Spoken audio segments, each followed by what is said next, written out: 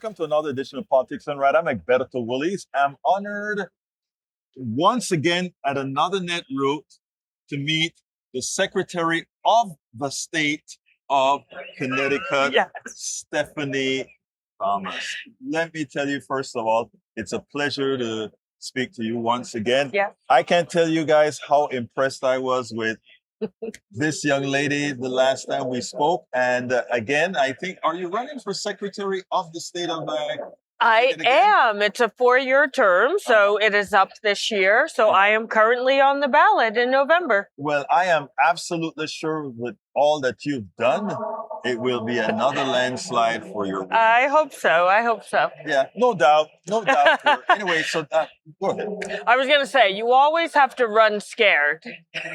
Yeah, you know, that's good. Yeah, I think you're right about that. And I think that's what happened to a lot of people. And in fact, in speaking to you yesterday, you actually put a scare into me. Yes, I did. I didn't mean to, though. Because, you know, we know how bad things are right now. And you told me, don't count your horses. Why don't you tell us a little bit about that?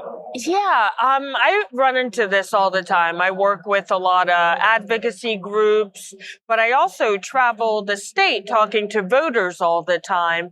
And I think there's this expectation that if people are having hard times or they're angry, they're frustrated, that it translates at the ballot box. But just because people are angry does not mean they will turn out to vote. Do you want me to tell you more? I want you to keep telling me. Well, so... let me tell you why. Yeah. Because I think people don't only need to hear that as a talking point. Yeah. They need to hear why. I'll tell you a couple stories. Well, we can think about our own lives, right? Something makes you really mad. One of two things happens typically. You're like, ugh! Like you clench your fists, and like that's the equivalent of people, keyboard warriors, right? They're on social media, they're like striking back, like, no, like they're angry and they're out there. But like doing something on your keyboard isn't necessarily going to the ballot box. Or if you're angry, sometimes it causes you to retract. Like you're like, I'm washing my hands of this. I'm done. I'm never dealing with this again. And these are the same types of emotions I hear when I could be talking to political science majors when it's young people. I could be talking to older people and I say, are you registered to vote? Yes. Do you plan to vote in this year's election? They shrug. And I'm like, why not? And you hear all of these things. They're angry, but they're tired of all of politics, or they're frustrated, but they don't think their one vote makes a difference. And we hear all of these reasons. And interestingly enough, I went to a panel. This is why I love Netroots. There was a panel today, research-based, about a big survey that was done and about people like the disengaged, disaffected group of people, which is quite large. And what they said was, disillusionment isn't disengagement. And what they meant by that was, these people do things. They go to protests. They sign petitions. They talk to friends and families. They follow the news sometimes, but they don't vote. And I have a story about that from Connecticut, one of our towns. When the first No Kings protest happened, people had to sign up through Mobilize. So they ran all of those names through the voter file to see how many of them were who showed up to the protest were voting. Less than 40% were voting, but they still showed up to the protest.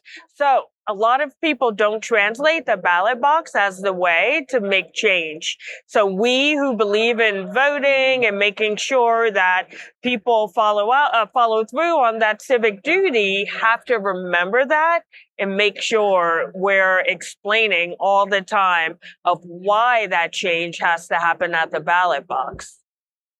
It is disappointing that, you know, and that's another dynamic I then don't understand, because somebody who signs up with the blue, to go to a protest or whatever, that means that person is engaged. Yeah.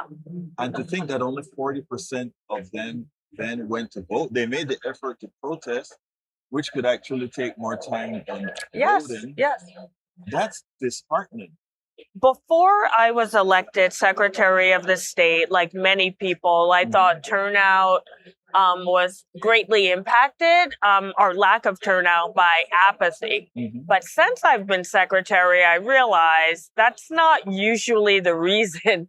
A lot of people care about their communities, but either they are confused sometimes, like they don't know what's on the ballot, how that translates to the issue they care about most. Like it doesn't feel immediate. Yeah. Sometimes they're just disillusioned because they had voted in the past but didn't see change happen. So then they're like, why would I do it again? Sometimes they're lacking information about like, what is this election? When's it happening? What's early voting? What's absentee voting? And there's a myriad of other reasons why people don't show up, but they're not monolithic. So we who care about voter turnout have to meet people where they are in their spaces and try to make them feel part of whatever type of community or action like they're craving, so that they will then translate that same passion that drives them to a protest to the ballot box. You know, that is why I think you won. Because no, I'm serious. I think you won because you acknowledge human behavior. Yes. And not yes. only human behavior. So it's not only that you have a cause, it's not only that you know why you want to be Secretary of the state of Connecticut, but it is also that you understand how it works. And I think that is why, again, you're likely to win. I hope so. Again, you know, so what would you like to tell the audience, or what should I ask you that I have not asked you? What I'll tell the audience, I appreciate what you just said. What I try to do is, I wasn't always in politics, right? I got here quite accidentally. So I try to always think about things through the lens of what I would have thought when I was an ordinary person, right? Before I was elected. Let me interrupt you a second. You said when you were an ordinary person. You are the Secretary of the State, and I watch you around here at Netroots. You behave as an ordinary person with the power that you have. I have always been exactly the same, and I see no reason to change now because of a title, right? But that's very foundational to how I do the job. I try to remember, like, people just like me is who I'm talking about and who I'm trying to reach.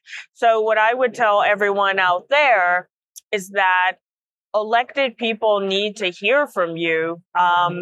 If you, like, something resonates, like, oh, I don't bother to vote and this is why, like, tell your elected person so they can try to change the system or come up with programs or tools or resources that you would find helpful.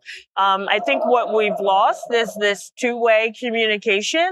I have to learn from the people, and the people can learn some things from government, but like, we need both sides always working on it. You are always impressive. Stephanie Thomas. Thank you. Always a pleasure. Of the state of Connecticut. Yes. Thank you so kindly. Thank you. Enjoy the rest of the conference.